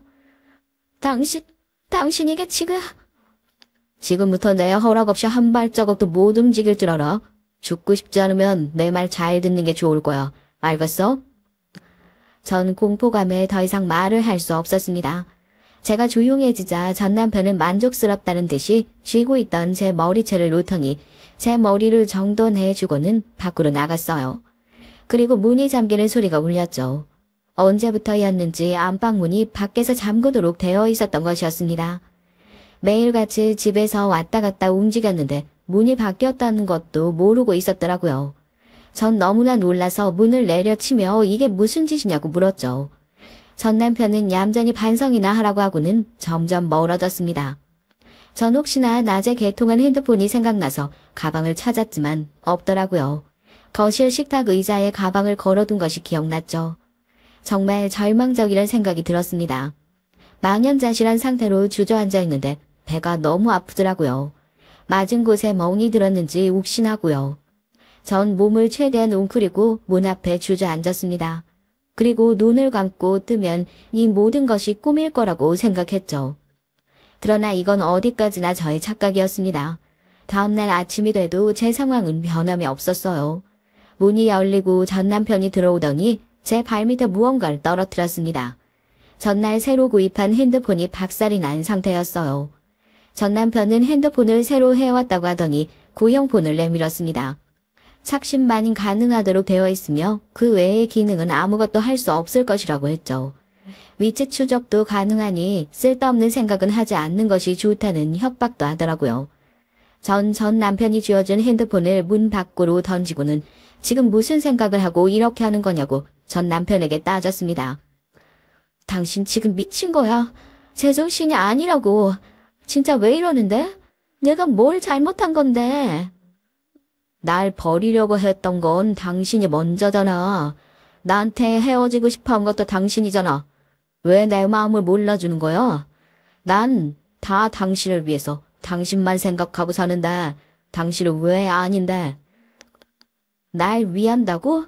날 위한다는 사람이 이렇게 가둬두고 핸드폰은 다 부숴버리고 이게 무슨 날 위해서라는 거야?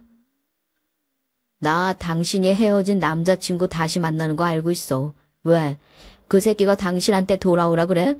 다시 같이 살자고 해?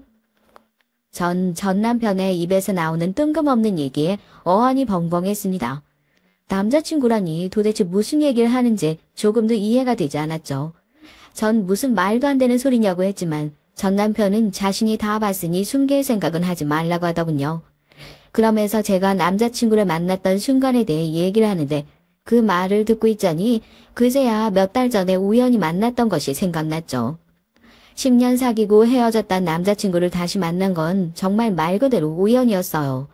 학원 옆 건물에 있는 로펌에 취직을 했던 모양이더라고요. 저희 학원은 회식을 항상 점심으로 했는데 그날도 회식을 하러 나가는 길이었죠.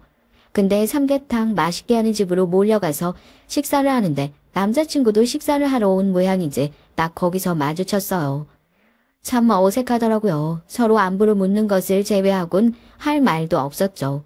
그거야 당연한 거 아니겠습니까? 제 입장에선 20년 뒷바라지를 했더니 버리고 간 남자고 그 남자에겐 자신의 흑역사나 다름없는 사람이 저인데 그래서 그냥 잘 지내라니 인사 정도만 하고 헤어졌어요. 전 남편은 그때의 일을 얘기하는 것 같았죠. 회식 갔다 우연히 만났고 인사하고 헤어진 것이 단데 그게 무슨 소리야. 거짓말 하지 마. 그렇게 화사하게 웃으면서 얘기해놓곤 나더러 믿으라고? 내가 그 말을 믿을 것 같아? 내가 그 사람이랑 어색한 말고 남은 게 뭐가 있겠어. 내가 그 사람이 어떻게 헤어졌는지 당신이 더 잘 알잖아. 고작 그런 일로 이렇게 하는 거야? 당신이야말로 날 못 믿는 거잖아. 할아버지 일도 그래. 몸 불편하신 어른을 두고 그냥 가겠다고 어떻게 할 수 있어? 솔직히 말해봐. 학원에 다른 사람이 있는 거지? 아픈 가족을 외면해서라도 꼭 보고 싶은 사람이 있는 거잖아. 누구야? 어떤 새끼냐고? 당신은 미쳤어. 그놈의 의심병, 집착. 당신은 미친 거야. 전 남편의 그 말도 안 되는 얘기를 더 이상은 듣고 있을 수 없었습니다. 이런 남자랑 무슨 얘기를 더 해야 하나 싶더군요. 그래서 결국 이혼을 하겠다고 말했습니다. 더 이상의 결혼 생활은 무리라고 생각했거든요. 그런데 이혼이란 말에 전 남편의 반응이 확 달라지더군요. 저와 다툴 때까지만 하더라도 신경질적이란 느낌이었다면 이혼이라는 단어에는 분위기가 싸하게 바뀌더니 눈에 살기마저 도는 그런 것 같았습니다. 눈빛으로 사람을 죽일 수도 있겠구나 싶을 정도로 말이죠. 전 순간 며칠 전에 제게 손을 올리던 전 남편의 모습이 겹쳐 보이면서 당장 도망쳐야겠다 싶더군요. 재빨리 현관으로 달려갔습니다. 신발도 신지 않고 밖으로 달려갔죠. 발바닥이 따끔하고 아파왔지만 전 무조건 도망쳐야 한다고만 생각했어요. 하지만 얼마 가지도 못하고 전 남편의 손에 붙잡혀 버렸습니다. 전 살려달라고 소리를 질렀지만 이미 빈집이 많은 시골에선 그것마저도 허탕이었죠. 집으로 끌려 들어온 전 머리부터 발끝까지 사정없이 해대는 전 남편의 발길질에 고스란히 당할 수밖에 없었어요. 전 남편은 자신을 버리려 한 것이 분명하다며 도대체 어떤 놈과 바람이 난 것이냐고 물었지만 전 대답할 수가 없었습니다. 얼마를 그렇게 맞았을까? 전 남편은 누군지 꼭 알아내고야 말겠다고 하면서 저를 다시 방에 가두더라고요. 온 몸이 안 아픈 곳이 없었습니다. 하지만 몸이 아픈 것보다도 여기서 도망치지 못하면 어떻게 하나, 이대로 죽는 걸까, 그런 생각이 머릿속에 더 가득했어요. 다시 눈을 떴을 때 전 처음에 갇혀있던 곳과 전혀 다른 곳에 누워 있었습니다. 아무래도 전 남편이 옮긴 모양이었죠. 온 몸에 들어있는 멍엔 연고를 발라둔 것 같더라고요. 전 주변을 두리번거렸어요. 방 안엔 아무도 없더라고요. 그저 침대 하나가 덩그러니 있었죠. 그 흔한 창문도 없었고요. 전 비틀거리며 일어나 방문 손잡이를 돌려봤지만 역시나 열리지 않았습니다. 화장실도 마찬가지였어요. 거울이 없더라고요. 전 기가 차서 헛웃음만 나왔습니다. 가보진 않았지만 교도소도 이곳보단 낫지 않을까 생각이 들더군요. 얼마나 더 시간이 지났을까. 문이 열리고 전 남편이 들어왔습니다. 잘 잤어? 어때? 기분은 좀 나아졌고? 어제 당신 너무 흥분했더라고. 지금은 괜찮지? 사람을 이렇게 가뒀으면서 괜찮은지 묻는 거야? 당신 정말 진심이야? 그러게 왜 생각 없이 아무 말이나 내뱉어. 말이라는 게 얼마나 중요한데. 자신의 상황을 잘 보고 말해야지.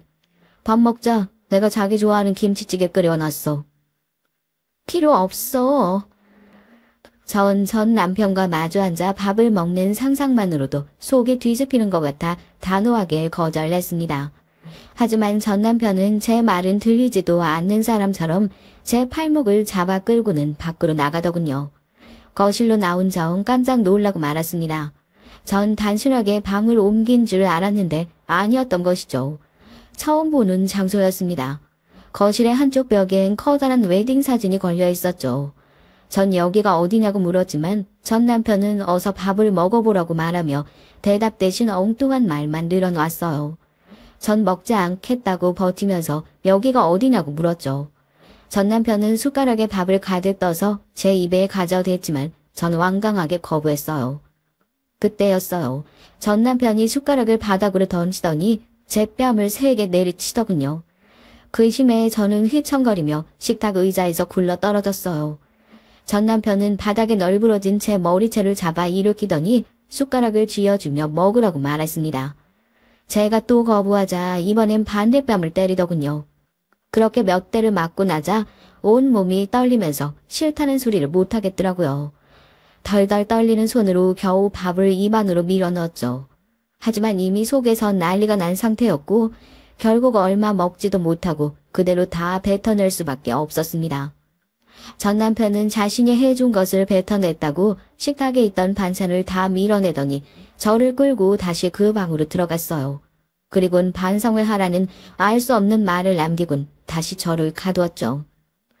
지옥이 이런 것이구나. 전 갇혀있는 시간 동안 제가 죽어서 지옥으로 떨어져도 이것보단 낫겠다는 생각이 들었습니다. 실제로 그런 극한 상황을 생각해보자 않은 것도 아니었어요. 하지만 전 남편은 제가 그런 시도조차 하지 못하게 집안에 아무것도 두지 않더라고요. 밥도 직접 먹여줄 정도라 손에 무언가를 쥐고 있을 수가 없었죠. 그렇게 얼마의 시간이 흘렀는지 모르겠습니다. 날짜를 세는 것도 포기하게 됐고요. 전 점점 그런 생활에 익숙해져 갔고 더 이상 전 남편에게 반항을 한다는 것이 의미가 없다는 것도 깨닫게 됐어요. 전 남편은 그런 제 모습에 상당히 만족스러워했죠. 그런 생활이 지속되는 와중에 전 충격적인 사실을 마주했습니다. 제 뱃속에 새 생명이 들어있다는 걸 알게 됐거든요. 새로운 생명의 탄생이 제게는 저주처럼 느껴졌습니다. 아마 듣고 계신 분들 중엔 아이가 무슨 잘못이라 그런 생각을 하느냐고 하실 수도 있겠지만 그 상황에서 제겐 저주 그 이상도 이하도 아니었거든요. 제 상황에 민감한 전 남편은 바로 눈치를 채고는 임신 테스트를 시켰어요. 그리고는 선명한 두 줄을 보자마자 뛸 듯이 기뻐하며 병원을 가자고 하더군요. 얼마 만에 외출인가 싶었습니다. 전 기회를 봐서 도망치겠다고 결심했죠. 하지만 병원에 있는 내내 전 남편은 단 1초도 제 곁을 떠나지 않았습니다. 검사를 할 때도 제가 겁이 많다고 하면서 함께 있겠다고 했죠. 전 큰 소리라도 지르고 싶었지만 제 어깨를 세게 감싸쥐고 있는 전 남편의 손길이 무섭기만 했어요. 의사 선생님께선 아이는 건강하다고 하면서 자꾸만 저를 힐끔거리며 바라보셨죠. 그럼 와이프요. 와이프 건강에 이상이 있습니까? 왜 그런 눈으로 보십니까? 아니에요. 산모도 건강합니다. 어디서 만난 적이 있는 것 같아서요. 계속 시골에 살다가 올라온 지 얼마 되지도 않았는데 그럴 리가요. 전 남편이 딱딱한 말투로 딱 잘라서 말하자 의사 선생님께서도 더 이상 할 말이 없으신지 임신 초기에 주의해야 할 것들에 관해 얘기를 하면서 다음 주에 다시 오라고 하셨어요. 전 남편은 무슨 병원을 또 오라고 하느냐고 했지만 의사 선생님께서는 초반엔 자주 확인하는 것이 중요하다고 말했죠. 전 남편은 임신 사실 때문인지 조심스럽게 저를 대하더군요. 거칠게 잡아 끌거나 밀치는 행동이 확 사라졌죠. 방에 가두는 일도 없어졌습니다. 다만 하루 종일 제 곁을 떠나지 않았어요. 물 한 잔도 제 손으로 못 마실 정도였습니다. 그렇게 일주일이 지나고 병원을 다시 찾았어요. 의사 선생님께선 갑자기 검사를 좀 하겠다고 하시곤 전 남편에게 나가 있어 달라고 하셨습니다. 전 남편은 저번과 동일하게 제가 불안해하니 안 된다고 했지만 의사 선생님은 단호하게 나가 있으셔야 한다고 했죠. 전 남편은 무슨 일이냐고 물었지만 의사 선생님께선 10분이면 된다며 전 남편에게 나가달라고 했어요. 전 조마조마했습니다. 전 남편이 의사 선생님께 해코지라도 하면 어떻게 하나 싶었거든요. 하지만 다행스럽게도 밖에서 기다리겠다고 하고 나갔어요. 전 남편이 나가자마자 의사 선생님께선 쪽지를 하나 보여주시면서 검사하기에 편안한 자세를 취해달라고 말하셨죠. 쪽지엔 혹시 도움이 필요하냐고 적혀 있었습니다. 전 고개를 격하게 끄덕이며 의사 선생님의 손을 잡았어요. 의사 선생님께선 손바닥에 111을 적어주시며 자세는 편하냐고 물어보셨고 전 좋다고 대답했습니다. 의사 선생님의 눈짓에 간호사 선생님 한 분이 조용히 어디론가 가시더군요. 전 그제야 안심이 좀 되면서 눈물이 핑 돌았습니다. 얼마 뒤 검사가 끝났다고 하곤 전 남편에게 유산기가 있다는 얘기를 꺼내셨어요. 전 남편은 깜짝 놀라며 그게 무슨 말이냐고 물었지만 의사 선생님께선 산모가 심적으로 불안해하는 것 같다고 말하며 병원에서 며칠간 입원할 것을 권하셨습니다. 집에서도 충분히 관리가 됩니다. 약이랑 주사만 좀 주시면 제가 챙기겠습니다. 물론 가정에서 잘 챙겨주시겠지만 입원과는 좀 다르죠. 아무래도 가정이 있으실 땐 움직이게 되니까요. 아닙니다. 제가 손에 물 하나 묻히지 않도록 신경 쓰겠습니다. 전 남편은 입원은 하지 않겠다며 억지로 부렸고 의사 선생님께선 끝까지 입원하는 것이 좋겠다고 말씀하셨어요. 전 남편의 기세가 점점 사납게 변하는 것이 피부로 느껴졌지만 의사 선생님께선 침착하게 전 남편을 설득하려고 하시더군요. 그때였습니다. 진료실 문이 열리면서 경찰 2분이 들어오셨어요. 그리고는 전 남편이 반응하기도 전에 저와 전 남편 사이에 서더니 신고를 받았다고 말씀하셨죠. 전 남편은 이게 무슨 상황이냐고 소리를 질렀고 경찰은 전 남편에게 함께 가주셔야겠다고 말했습니다. 이게 무슨 짓입니까? 제가 뭘 했다고 경찰과 함께 갑니까? 가서 얘기하시면 됩니다. 요 얘기는 무슨 얘기? 이거 놔. 당신들은 진짜 경찰 맞아? 전 남편이 소리를 지르며 경찰의 손을 피했지만 경찰들은 차분하게 전 남편에게 무언가 고지를 하고는 전 남편을 끌고 밖으로 나갔어요. 의사 선생님께선 휘청거리는 저를 붙들어 주시더니 간호사를 불러 저를 병실로 옮기라고 하셨죠. 그 장면까지가 제 기억의 마지막이었습니다. 정신을 차리고 나니 의사 선생님께선 전 남편이 경찰에 끌려갔고 혹시 제가 연락을 취할 가족은 없는지 물어보셨어요. 전 외삼촌이 계시긴 하지만 연락처가 없다고 솔직히 말씀드렸죠. 전 대신 가장 친한 친구에게 전화를 하고 싶다고 했고 1시간 정도 후에 친구를 만날 수 있었습니다. 가장 친한 친구인 미영인 유치원에 다닐 때부터 친구였어요. 너 이게 무슨 꼴이야? 살은 왜 이렇게 많이 빠진 건데? 그동안 연락도 안 되더니 병원이란 말에 얼마나 놀랐는지 알아? 저를 본 미영이는 눈물이 가득한 얼굴로 저를 꼭 안아주었습니다. 얼마 만에 느껴본 온기인지 저도 미영이를 마주 안으며 너무 보고 싶었다고 말했죠. 미영인 그간 무슨 일이 있었던 것이냐 물었고 저는 하나도 빼놓지 않고 다 얘기했습니다. 제가 당했던 상황에 미영이는 기함을 토하며 무조건 고소해야 한다고 말했어요. 그리고는 좋은 의사 선생님을 만나 다행이란 소리와 함께 변호사부터 구해서 이혼 소송도 진행해야 한다고 말해줬고요. 이때만 하더라도 전 남편에게서 해방이 되었다고 생각했어요. 증거도 증인도 명백하니 전 남편이 당연히 처벌을 받을 것이라고 말이죠. 하지만 상황은 이상하게 흘러가고 있었습니다. 전 남편은 저를 정신이 이상한 사람으로 몰아가더군요. 저를 집에 가둬둔 것도 제가 혹시나 위험한 일을 저지를까 걱정이 되었기 때문이라고 말이죠. 정말이지 전 남편의 거짓말에 치가 떨리더군요. 전 병원에서 찍은 사진들을 증거로 전 남편에게 맞았다고 진술했지만 오히려 전 남편은 그런 것들이 제가 스스로 만들어낸 상처라고 주장했어요. 그리고는 증거라고 제가 던져버린 구형 핸드폰과 제가 처음 신발도 없이 도망치다 만든 상처 등을 찍은 사진을 제출하더군요. 저런 사진을 남겼을 것이라고는 조금도 생각하지 못했어요. 그뿐만이 아니었습니다. 전 받은 적도 없는 정신병원 검사 기록을 제출하고는 제가 심각한 우울증을 겪고 있었다고 하더군요. 학원을 그만둔 것도 그 때문이라고 하는데 정말이지 미치고 환장할 노릇이었습니다. 하지만 제가 더 놀라고 충격을 받은 건 전 남편이 증인이라고 내세운 사람들이었습니다. 한 번도 만난 적 없는 의사는 물론이고 동네 주민들이라는 사람들이 나오는데 어이가 없었죠. 그 중에서도 제일 충격적인 건 시할아버님의 등장이었습니다. 시할아버님은 제게 결혼 초기부터 우울증을 겪고 있었다는 말과 함께 시골에 있는 자신의 집에 내려와 있는 동안 집안에 물건을 던져서 자신이 다친 적도 있다고 했어요. 그러면서 난장판이 된 집안의 사진과 자신이 다쳤던 기록 같은 것들을 보여줬죠.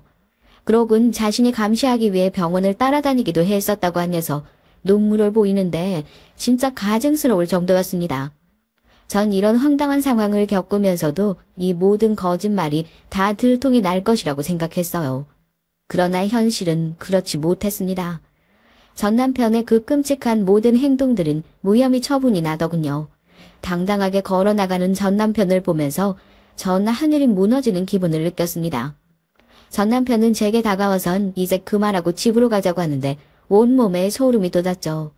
전 그런 전 남편을 뿌리치고 절대로 돌아가지 않는다고 말했지만 전 남편은 전혀 신경 쓰지 않는 눈치였죠.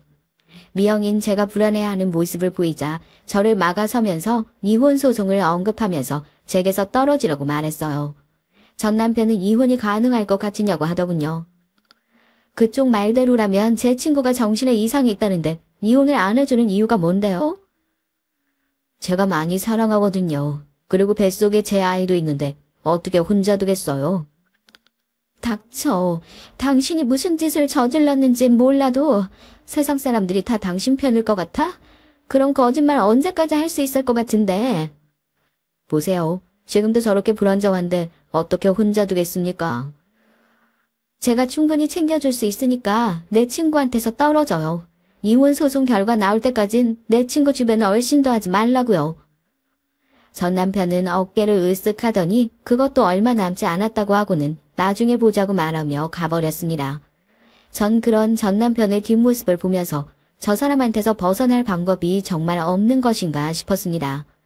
미영인 비틀거리는 저를 데리고 자신의 집으로 갔어요.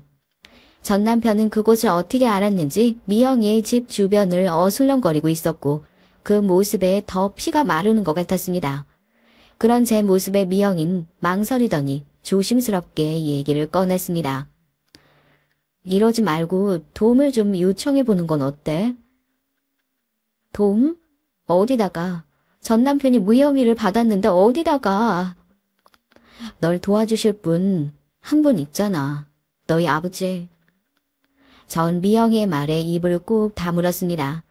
사실 제게는 20년 전에 헤어진 아버지가 계셨어요. 막장 드라마에나 나올 법한 얘기지만 집안 대대로 법조계에 몸담고 있는 아버지와 고등학교를 겨우 졸업한 어머니가 만나 뜨겁게 사랑을 하셨죠. 당연히 친가 쪽에선 있을 수 없는 일이라고 반대를 하셨고 두 분은 그런 가족들을 설득하지 못하고 그냥 도독 결혼을 진행하셨답니다. 제가 태어나고 나서야 친가에선 어머니를 받아주시긴 하셨지만 매섭기만 한 시집살이에 결국 두 분은 이혼을 하기로 결정을 내리셨고요.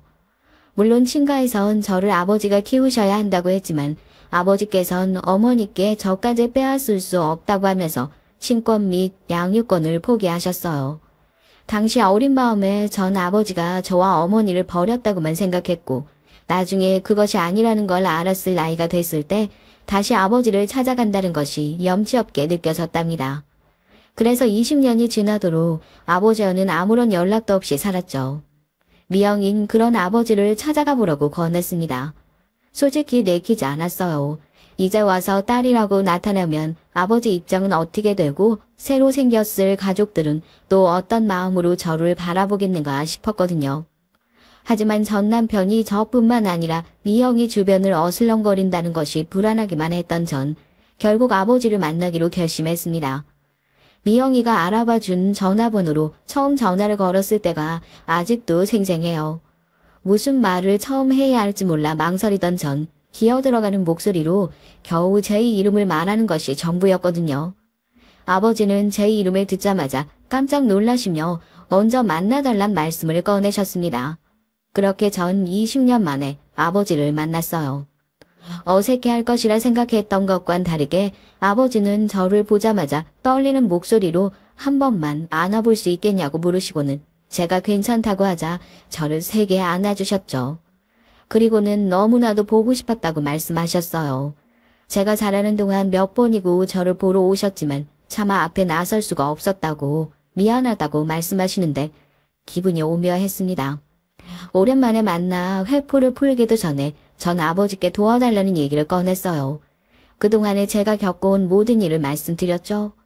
아버지는 제 얘기가 끝날 때까지 한마디도 하지 않으셨습니다. 가만히 고개만 숙이고 계셨어요. 길고 긴 제 얘기가 끝나고 나자 아버지께서는 신음소리를 내시며 길게 한숨을 내쉬셨죠. 전 혹시나 아버지도 다른 사람처럼 전 남편이 내민 증거만 보고 저를 이상한 사람으로 생각하시는 건 아닐까 불안한 마음이 들었죠. 1분 1초의 시간이 제겐 몇 시간이나 되는 그런 기분이 들었습니다. 얼마를 그렇게 앉아 계셨을까. 갑자기 자리에서 벌떡 일어나신 아버지께선 제 곁으로 다가오셔선 제 손을 세게 잡으셨습니다. 얼마나 힘들고 무서웠을까. 고통스럽고 도망치고 싶었을 텐데 마음고생이 많았겠구나. 전 아버지의 따뜻한 말에 결국 눈물을 보이며 도와달라고 말했어요. 아버지께선 절대 전 남편을 용서할 수 없다고 하시곤 앞으로는 자신과 함께 지내자고 말씀해 주셨습니다. 전 남편이 아직도 주변을 맴돌고 있다고 말씀드렸지만 아버지께서는 아무런 상관이 없다고 하셨죠. 그러고는 제가 보는 앞에서 어디론가 전화를 걸더니 전 남편에 대해 알아오라는 말을 하셨습니다. 내가 다 해결하마. 그러니 넌 아무런 걱정하지 말고 집에 가 있어. 내가 다 해결하마. 제가 가 있어도 괜찮을까요? 집에서 불편해하시면. 불편? 누가 말이냐? 할머니 할아버지도 널 많이 보고 싶어 하시는데 불편할 것이 뭐가 있어? 그래도 다른 자식들이 절 불편해해야 하실 텐데요. 이미 너에 대해선 다들 알고 있어. 걱정하지 말렴. 전 아버지의 다정한 말씀에 눈물이 핑 돌았습니다. 20년 만에 들어가는 친가는 여전히 웅장하고 거대했어요. 이미 저에 대해 다 말씀해 두신 것인지 할아버지와 할머니는 절 보자마자 껴안고는 눈물을 보이셨습니다. 새어머니로 보이는 분은 잘 왔다는 한 말씀을 하시고는 연신 제 손을 쓰다듬어 주시면서 아픈 곳은 없는지 몸은 건강한지 물어보셨죠. 제게는 이복 형제가 셋 있었는데 셋 다 남동생이었습니다. 모두들 저를 걱정하며 환영해 주는데 몸의 기운이 쫙 빠지더라고요.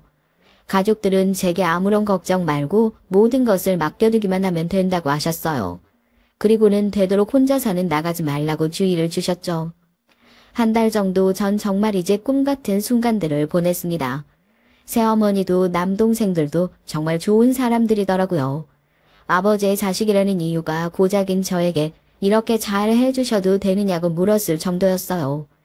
아버지께서 워낙 제 얘기를 많이 하셔서 전혀 어색하지 않다고 하시는데 이런 순간이 제게도 오는구나 싶었습니다. 하지만 인생이 그렇듯 좋은 일만 있는 건 아니었어요. 새어머니와 함께 외출을 하고 돌아오는 길이었죠. 기사님을 기다리며 이런저런 얘기를 하는데 갑자기 누군가 세게 제 팔목을 잡았습니다. 새어머니께서 놀라시며 무슨 짓이냐고 소리를 질렀죠. 하지만 전 한마디도 할 수가 없었어요. 팔목이 잡히는 순간 누군지 바로 알 수 있었거든요. 잔뜩 헝클어진 머리와 언제 마지막으로 면도를 했는지 알 수 없을 정도의 몰골로 전 남편이 저를 노려보고 있었죠. 새어머니께선 당장 그 손 놓으라고 소리를 지르셨지만 전 남편은 제 팔목을 쥐고 있던 손에 힘을 더할 뿐이었습니다. 감히 날 이렇게 몰아붙여? 내가 뭘 잘못했는데 말해봐. 내가 당신한테 못해준 게 뭐가 있는데? 이거 놓고 얘기해. 이거 놓으라고. 당장 내 딸한테서 손 떼. 이 짐승같은 새끼야. 아주 대단하신 집안이던데 내가 널 놔줄 것 같아? 꿈도 꾸지 마. 넌 죽을 때까지 낼 거니까.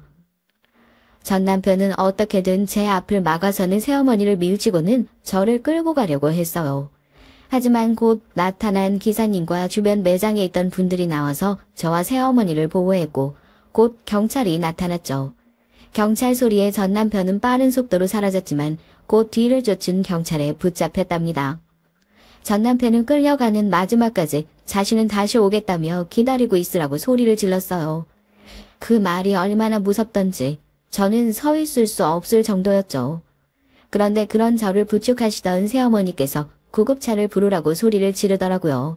아랫배가 아픈 것이 이상하다 생각에 아랫배를 보려는데 새어머니께서 제 고개를 잡아선 자신을 보게 하시더니 아무 일도 없을 것이라고 말하며 괜찮다고 하시는 거예요.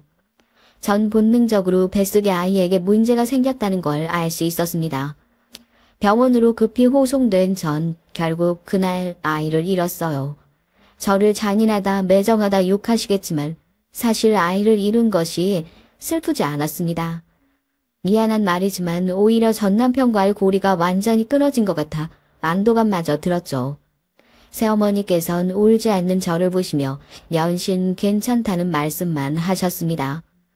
그런데 그 소리가 자장가처럼 들리더라고요. 그래서 스르르 눈을 감고 새어머니의 목소리를 들었죠. 그렇게 잠들고 다시 일어났을 때 놀란 얼굴의 아버지가 보였습니다. 아버지는 전 남편이 감시망을 빠져나갔을 것이라고는 생각하지 못했다며 미안해 하셨어요. 전 무슨 일이 벌어지고 있는지 알아야겠더라고요. 그래서 아버지에게 모든 것을 얘기해달라고 말씀드렸습니다.